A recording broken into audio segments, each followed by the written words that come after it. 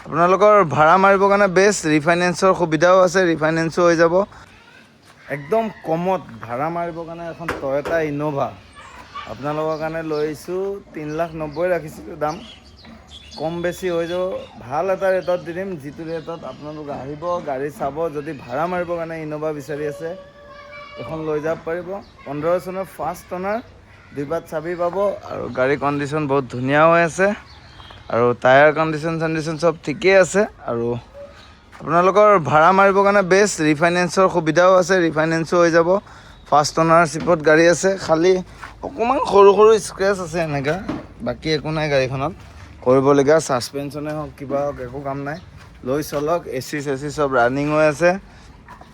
আৰু বেক চাইডৰ পৰা দেখাই দিওঁ, এইটো চাইডৰ পৰা চাইডৰ পৰা দেখাই দিলোঁ। টায়াৰ কণ্ডিশ্যনকেইটা গোটেই ঠিকে পাব আৰু অলপ এয়া দাগি, বাকী গাড়ীখনৰ একো কাম নাই। ইণ্টেৰিয়ৰটো চাওক, ইণ্টেৰিয়ৰ চাওক, এইটো interior. AC running, power window পাব 4খন, মিৰৰ এডজাষ্ট কৰাটো ইয়াতে পাব আৰু চেণ্ট্ৰেল লক পাব।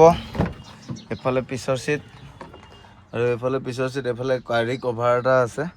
বাকী ধুনীয়া গাড়ী। ভাড়া মাৰো বুলি ক'লে ইমান কমত ইন'ভা আপোনালোকক মিলাই দি আছোঁ।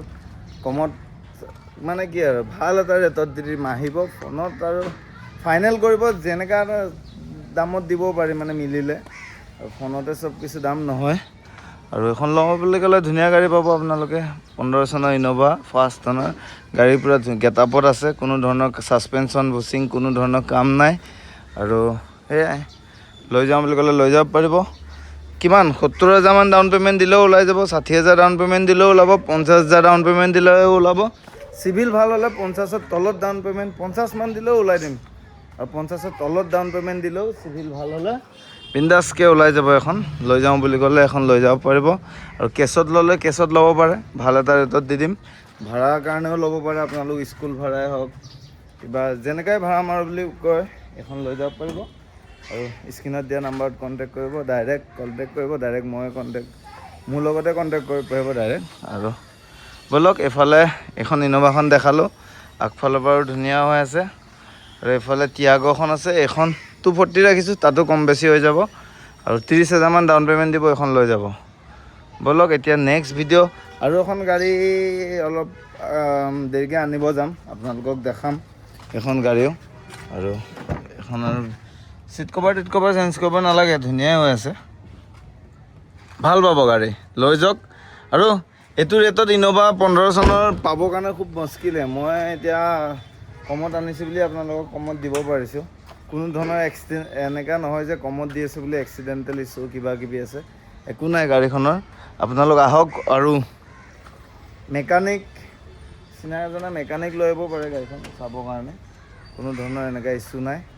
গাড়ী যেনেকৈ আপোনালোক সুবিধা, গোটেইখিনি ডিটেইলছ আৰু যেনেকৈ আছে মেকানিক টিপটপ আনি গাড়ীখন চাই মেলি লৈ যাব পাৰিব। 3,90,000, তাতো কম বেছ হৈ যাব, তাতো কমাই দিম। আহিব, 390 লগাইছোঁ এনেই দাম, আহিব তাতো কমাই দিম। এইটো আৰু যি হ'ব অন টেবুল হ'ব, ভাল এটা ৰেটত পাই যাব। বাকী ব'লক নেক্সট ভিডিঅ'ত দেখাই আছোঁ। কালি i20খন ডেলিভাৰী হ'ল আৰু টিয়াগোখনৰ কাৰণে মাজুলীৰ পৰা কণ্টেক্ট কৰি আছে, চাওঁ কি হয়। এতিয়া যদি হৈ যায় লোনটো মাজুলীত চাওঁ। বাকী আৰু এখন গাড়ী গধূলিলৈকে আহিব চাগে, সেইখনো দেখাম। i20খন গ'ল মণিপুৰ। এতিয়া ব'লক এখন ইন'ভা এখন লওঁ বুলি ক'লে আৰামত ল'ব পাৰে, বঢ়িয়া কণ্ডিশ্যন আছে।